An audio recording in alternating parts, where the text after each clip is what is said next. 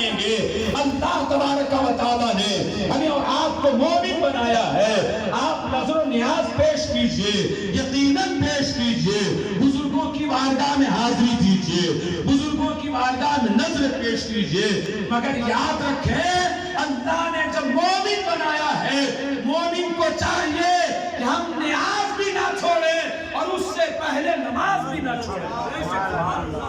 ہمارے لیے پہلے نماز ضروری ہے، ہمارے لیے پہلے اللہ کی عبادت ضروری ہے، ہمارے لیے پہلے قرآن کی تلاوت ضروری ہے۔ میرا رب ہم مسلمانوں سے ارشاد فرما رہا ہے، اے ایمان والو جہنم کی آگ سے بچو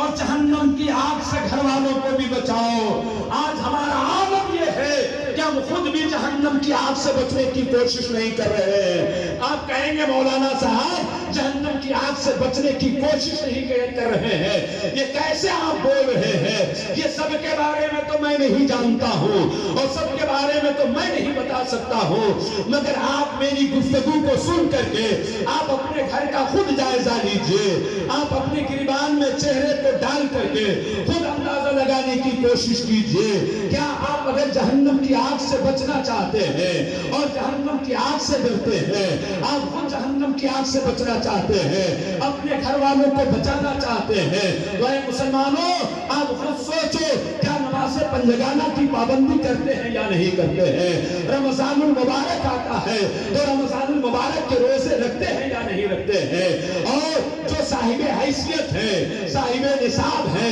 جن کے اوپر زکوٰۃ فرض ہے، کیا وہ بالکل ایمانداری کے ساتھ زکوٰۃ کی ادائیگی کرتے ہیں یا نہیں کرتے ہیں؟ جن کو اللہ نے استطاعت دی ہے، جن کو اللہ نے صلاحیت دی ہے، جن پر حج فرض ہے، کیا دوسرے کاموں کو چھوڑ کر کے وہ پہلے حج کی ادائیگی کر رہے ہیں یا نہیں کر رہے ہیں؟ یہ خود آپ فیصلہ کرنے کی کوشش کریں۔ میری بات مانے نہ مانے، کسی عالم کی بات مانے نہ مانے، آج ہم گناہ کرتے کرتے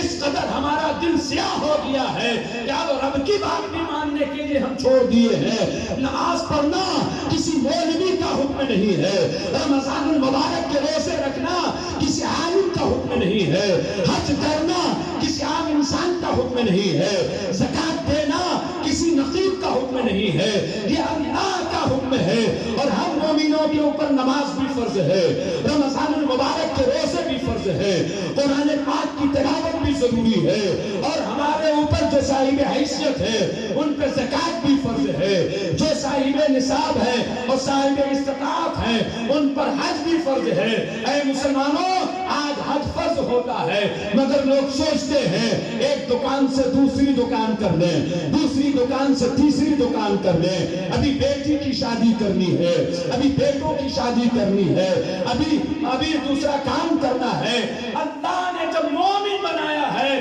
تبارک آپ سے گزارش کرنا چاہتا ہے اپنے کاموں کو بعد میں کیجئے، رب کا حکم پہلے مانیے، رب کا حکم پہلے مانیے۔ اللہ تبارک و تعالیٰ نے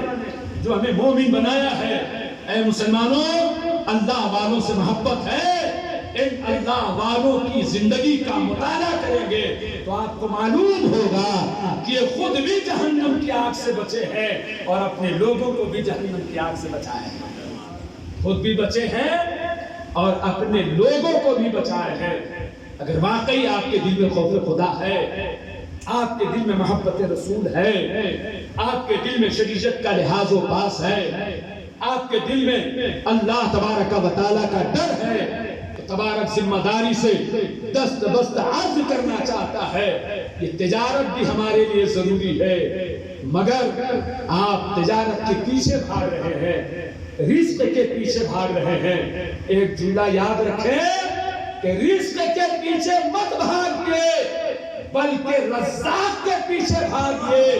جب رزاق راضی ہو جائے گا اور رزاق مل جائے گا تو انشاءاللہ رزق بھی مل جائے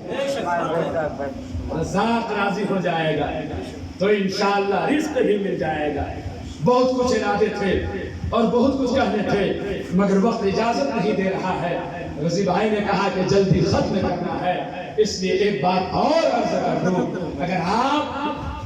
محبت سے سماعت کر رہے ہیں اور اور اپنی زندگی کو اس محفل سے آپ کچھ لے کر اٹھنا چاہتے ہیں، آپ خود بھی جہنم کی آگ سے بچنا چاہتے ہیں اور اپنے گھر والوں کو بھی بچانا چاہتے ہیں، تو یہاں تاجروں کا ہجوم ہے، آپ دکاندار ہیں، آپ بزنس مین ہیں، ایک چیز یاد رکھیے، اسلام میں تجارت کی بہت اہمیت ہے۔ سب سے بڑی بات یہ ہے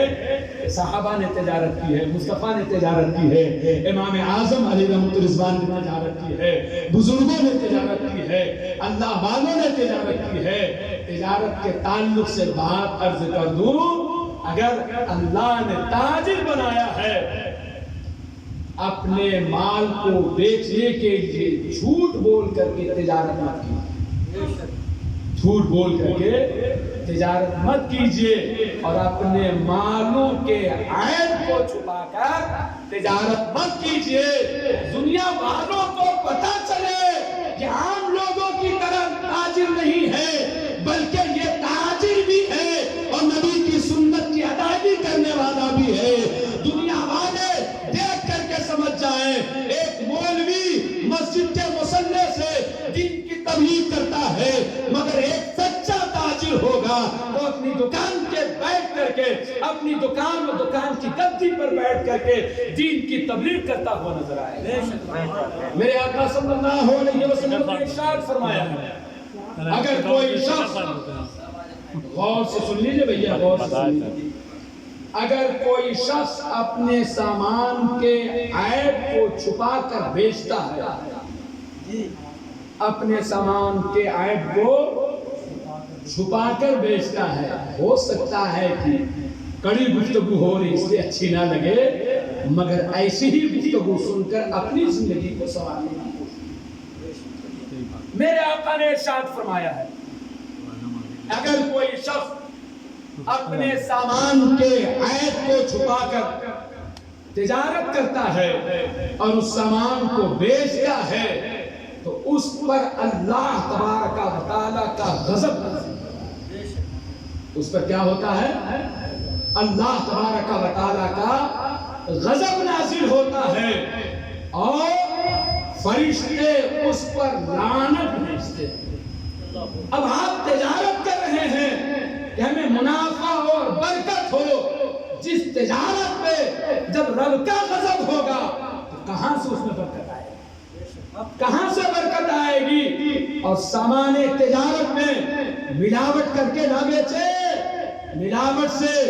تجارت میں تو برکت آپ کو بظاہر نظر آئے گی، مگر یاد رکھیں کہ حقیقت میں اس سے برکت ختم ہو جائے گی،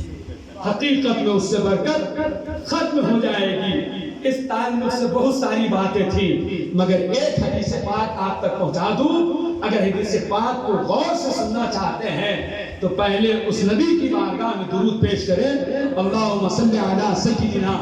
و شفیعنا و نبینا و حبیبنا و مولانا محمد وبارک وسلم، صلو علیہ صلاۃ و سلام علیک یا رسول اللہ، صلو علیہ صلاۃ و سلام علیک یا نبی اللہ صلی اللہ علیہ وسلم۔ آپ حضرات بھی غور سے سماعت فرمائیں۔ عن ابن مسعود عن ابن سعید قال قال رسول اللہ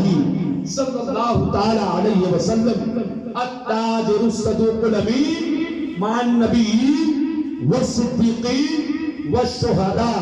اس حدیث پاک کے راوی حضرت سیدنا ابو سعید رضی اللہ تعالی عنہ ہیں۔ وہ روایت بیان فرماتے ہیں کہ مصطفیٰ جان رحمت، شمع بزم ہدایت، احمد مجتبیٰ محمد مصطفیٰ صلی اللہ علیہ وسلم نے ارشاد فرمایا، التاجر الصدوق الامین مع النبیین والصدیقین والشہداء۔ سچے اور دیانتدار تاجر کا حشر کل قیامت کے دن نبیوں، شہیدوں اور صدیقوں کے ساتھ ہوگا۔ سچے چھوڑ دیجیے، رہنے دیجیے، سچے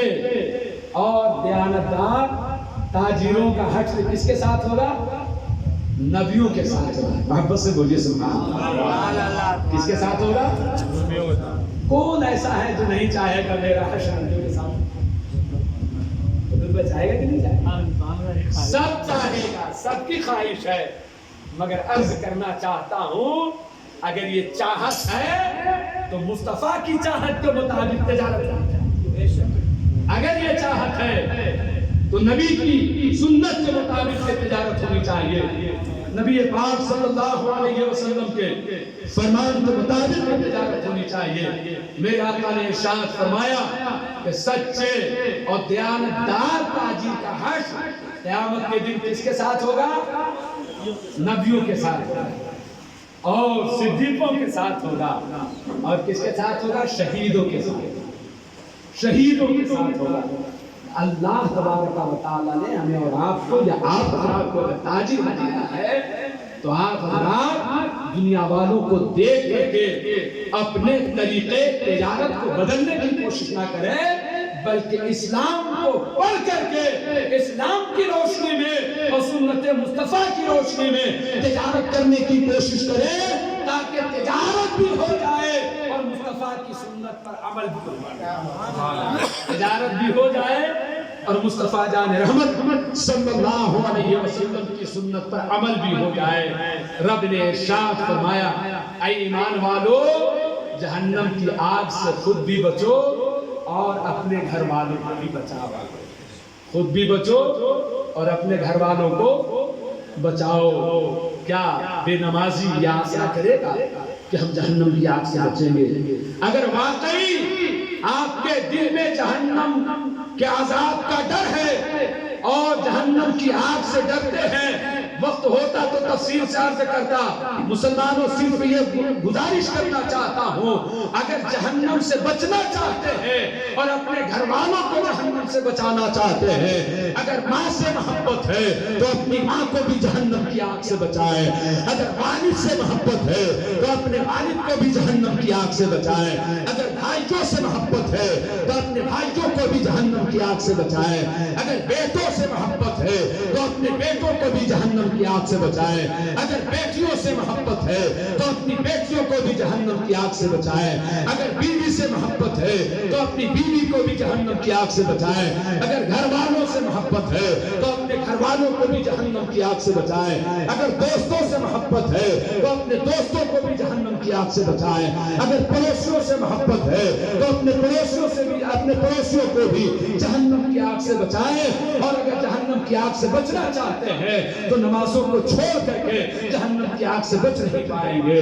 رمضان کے روزے کو چھوڑ کر کے جہنم کی آگ سے بچ نہیں پائیں گے، اللہ تبارک و تعالیٰ کے حکم کے خلاف عمل کر کے جہنم کی آگ سے بچ نہیں سکتے ہیں، زکوٰۃ کی نہ ادائیگی کر کے جہنم کی آگ سے نہیں بچ سکتے ہیں، اور حج نہ ادا کر کے جہنم کی آگ سے نہیں بچ سکتے ہیں، اللہ تبارک و تعالیٰ کو ناراض کر کے آپ جہنم کی آگ سے نہیں بچ سکتے ہیں، مصطفیٰ جان رحمت صلی اللہ علیہ وسلم کو ناخوش کر کے جہنم کی آگ سے نہیں بچ سکتے ہیں۔ اگر جہنم کی آگ سے بچنا ہے تو اللہ کی عبادت بھی کیجئے، اپنے رب کو بھی راضی کر لیجئے، اور اللہ کے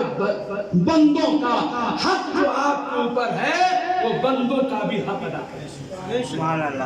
اللہ کا بھی حق ادا کیجئے اور اللہ کے بندوں کا آپ کے ذمہ کرم میں جو حق ہے وہ بھی حق ادا کرنے کی کوشش کریں۔ اللہ تبارک و تعالیٰ نے ہمیں اور آپ کو مومن بنایا ہے، تو مسلمانوں نمازوں کی پابندی کریں،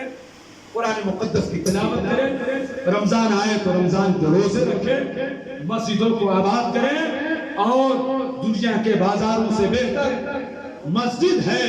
زیادہ سے زیادہ مسجد میں وقت دینے کی کوشش کریں۔ آج لوگوں کا حال یہ ہے کہ جاتے ہیں اخیر میں، آتے ہیں جلدی،